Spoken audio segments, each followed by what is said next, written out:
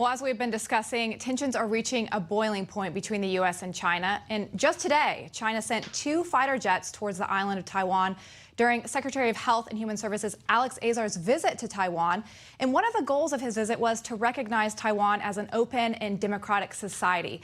But this comes as China's military chief vowed to reunify Taiwan to China's control and says any attempt by the U.S. to interfere is futile and dangerous. Well, joining us now to discuss all this is the author of The Coming Collapse of China and Asia expert, Gordon Chang. Gordon, great to see you again. Thanks, Lindsay. Hey, Gordon, thanks for coming back. I want to ask you a question. In the last few years, we've seen the rise of China's military, particularly the growth of its Navy. How concerned should we as Americans be about the growth of their military overall, particularly the size of its Navy?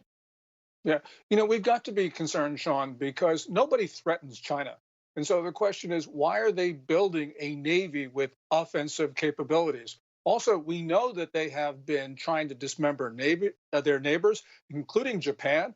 They threatened at the beginning of this month to send hundreds of fishing trawlers into Japanese territorial waters in order to pry away the senkakus in the East China Sea. We know that they're trying to close off the global commons, especially in the South China Sea. So China is clearly up to no good.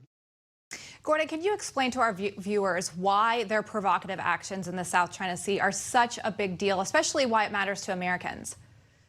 Well, it matters to Americans, Lindsay, because the South China Sea is a critical body of water. So much of global trade crosses that, and China is trying to close it off. Now, if China were successful in doing that, then other nations would be trying to also close off other bodies of international water. And so we'd have a very different world. We wouldn't have the open architecture that has permitted the prosperity since the Second World War. So this is not just a South China Sea issue, not just a China issue. This is an issue of the type of world we want.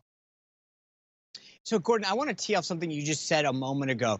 When you think of the U.S., why we have a military and why it's so great and big, it's because we want to defend America and make sure that our interests are protected. You said something a moment ago that is really interesting, and I want you to expand on it. You said that China has a military, not because anyone's trying to attack it, but because they want to go on offense.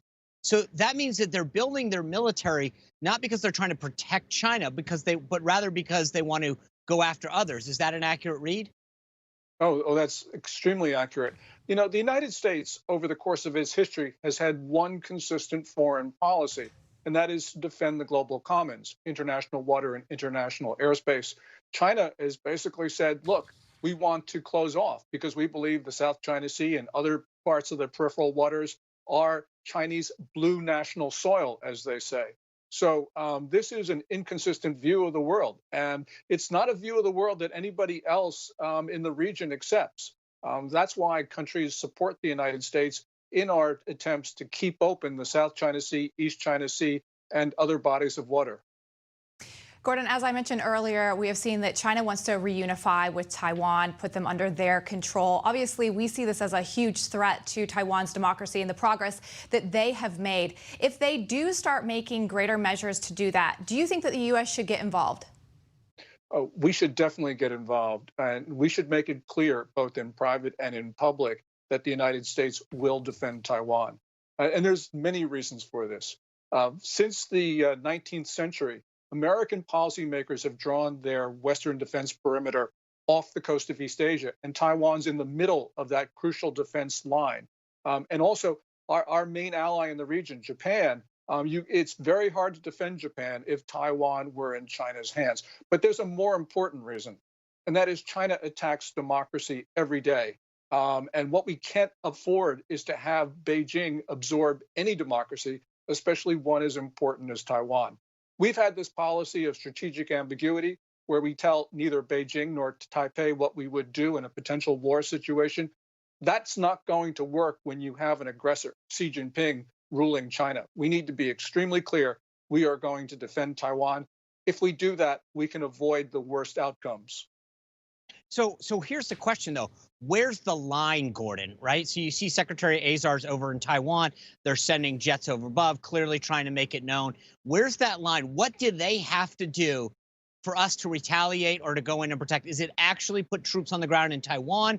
What is it that they do? Because we saw what they just did in Hong Kong, and we actually didn't do much in response. If I were them, I would take that as a signal. Why not see how far I can push it in Taiwan? Yeah. And we got to remember, as you point out, Sean, that there is, every single example, every move has repercussions throughout the region. To answer your question, what do we need? What would be the trigger point? I think the trigger point would be China trying to grab, for instance, one of Taiwan's outlying islands. And many people suggested that's what Beijing's going to do. Indeed, there are satellite images that show Taiwan massing amphibious vehicles across from Taiwan.